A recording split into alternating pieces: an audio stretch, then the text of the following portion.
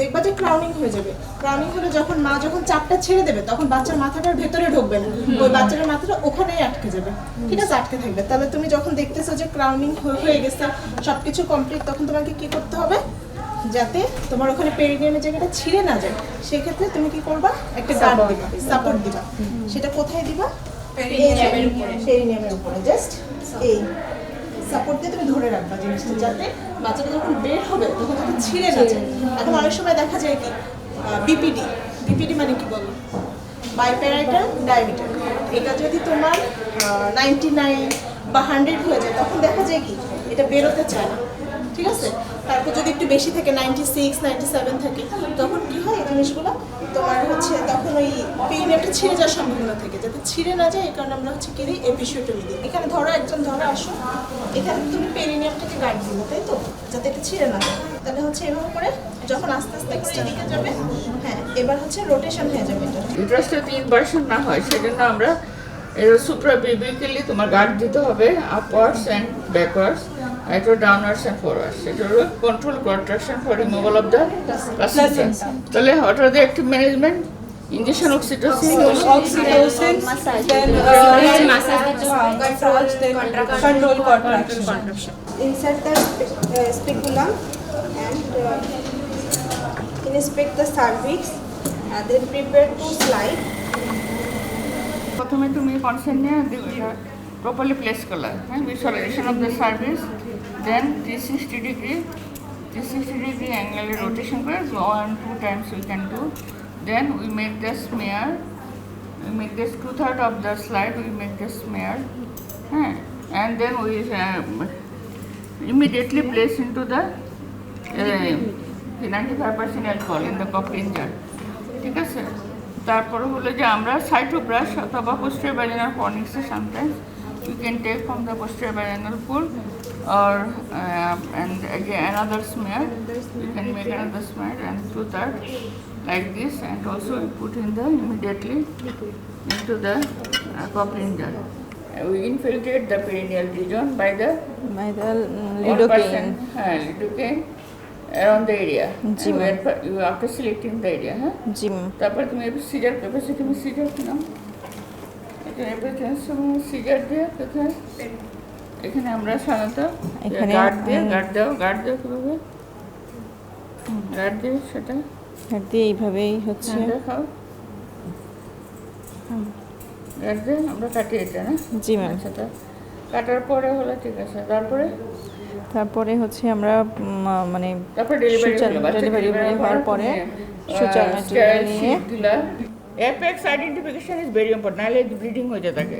জি এই ম্যাম। যে এফএক্স এর থেকে আরো 5 মিলিমিটার দূরে সেলাই শুরু করতে হয়, that is ma'am. Very important. G ma'am. So from FX above 5 millimeter we G ma'am. need to start the episiotomy G ma'am.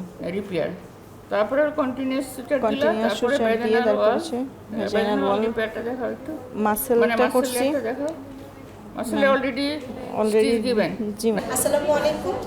আপনি জানেন তো যে আপনি মানে কি কি সমস্যার জন্য এসেছেন বা আপনাকে এখন কি করা হবে এই সম্পর্কে আপনি অবগত আছেন? যদি পেশেন্ট বলে যে হ্যাঁ আমি জানি, কি ভালো, তাহলে পেশেন্টকে প্রথমে লিথোটমি পজিশন করা হবে। লিথোটমি পজিশন করার পরে আমরা হচ্ছে অ্যাসিটিক অ্যাসিডটা হচ্ছে ব্যবহার করি এখানে এটা হচ্ছে 100% acetic acid.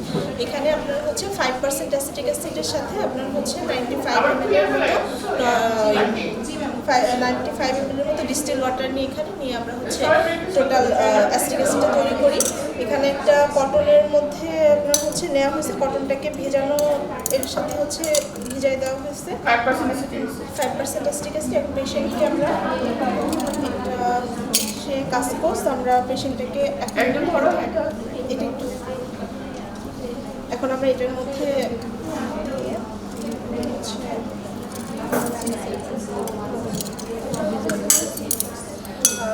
insert instrument and visualize the cervix, then fixed করব আমরা।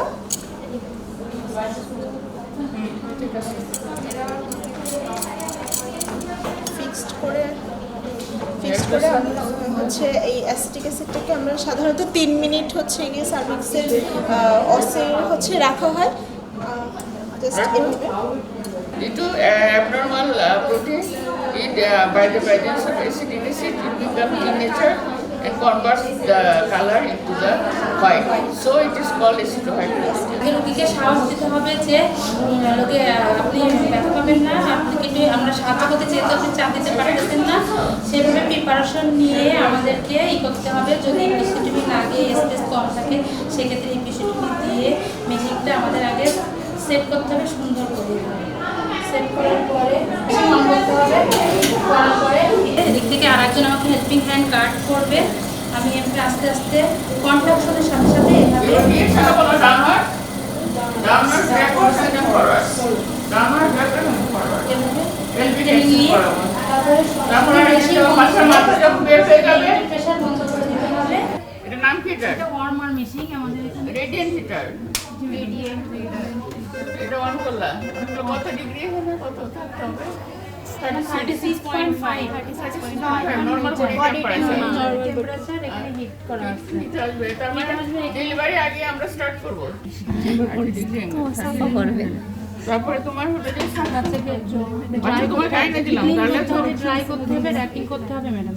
প্রথমে ক্লিন করব, প্রথমে dry and warm, dry and clean warm, dry clean and warm. Wrapping করব। পেঙ্গুইন ছাতা দিয়ে এভাবে কি করে একটা গস দিতে এভাবে মুছতে হবে, দেখতে হবে আর সিক্রেশন আরো আসে কিনা। যদি আসে এভাবে। এটার নাম কি? পেঙ্গুইন ছাতা। পেঙ্গুইন ছাতা। বাচ্চারা প্রথমে নাকে দিবা না মুখে দিবা? মুখে দিই, প্রথম মুখে, মুখে সিক্রেশন বেশি বের থাকে। করে তারপরে ক্লিন করে গজ পিসে মুছতে, তারপর আবার নাকে যদি থাকে তো নাকে চোখে মুছতে হবে। জি ম্যাডাম। তারপরে ম্যাডাম এগুলো সাকশন কি সবসময় দরকার না লাগে? ম্যাডাম, সবসময় যদি সিক্রেশন থাকে সিক্রেশন থাকে একটু ক্রাইম ডিফিকাল্ট হচ্ছে তখন। তখন তাছাড়া তো না, না। ইন্ডিকেট তখন দরকার নাই। না ম্যাডাম, দরকার তাহলে জাস্ট বাচ্চা ডেলিভারি পরে তুমি প্রথমে বাচ্চার ইয়ে দেখতে হবে। কি দেখবা? বাচ্চার আপগার স্কোর যেটা, বাচ্চার কালার, বাচ্চার crime, appearance, respiratory rate, remains, golden 1 minute. হ্যাঁ golden one. গোল্ডেন 1 মিনিটের মধ্যে সব অ্যাসেসমেন্ট হয়ে গেল। অ্যাসেসমেন্ট হয়ে গেলে তারপরে হলো তোমার এই যে ইয়েটা ওয়ার্মার আছে এখানে। তারপর তুমি বাচ্চাকে কি করলে? ড্রাই ক্লিন করে এন্ড র্যাপিং র্যাপিং করার পরে আবার 5 মিনিটের মধ্যে আবার অ্যাসেস করতে হবে। করার পরে বাচ্চাকে কাকে দিবা? আর যদি তোমার ক্রাইম ডিফিকাল্ট হয়, বাচ্চার কালার হচ্ছে, তখন ইমিডিয়েট আমরা পেডিয়াট্রিক নিওনেটোলজিস্টের দরকার লাগে, তাই না? আচ্ছা।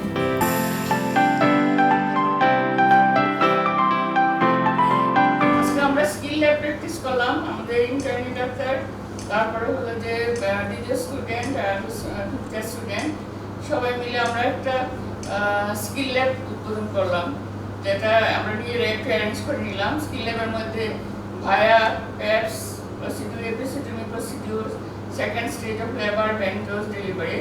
আজকে আমরা মোটামুটি এটার উপরে প্র্যাকটিস করলাম। তো আমরা আমাদের কর্তৃপক্ষকে অসংখ্য ধন্যবাদ যে এটা অ্যারেঞ্জ করতে পারছি এখানে। আর এটা কন্টিনিউ থাকবে, সবাই যাতে মানে স্কিল হ্যান্ড ডেভেলপ করতে পারে। যেগুলো আমরা এমনি মুখে মুখে শুনছি আজকে, সেগুলো ম্যাম প্র্যাকটিক্যাল অনেক ভালোভাবে হাতে করে ম্যাম আর শিখাই দিচ্ছে। আমরা অনেক ভালোভাবে দেখতে পারছি, অনেক বেশি ভালো লাগতেছে। ম্যামকে অনেক ধন্যবাদ এই সেটআপের জন্য, প্রত্যেককেও ধন্যবাদ। Thank you ma'am. স্টুডেন্ট থেকে থ্যাংক ইউ।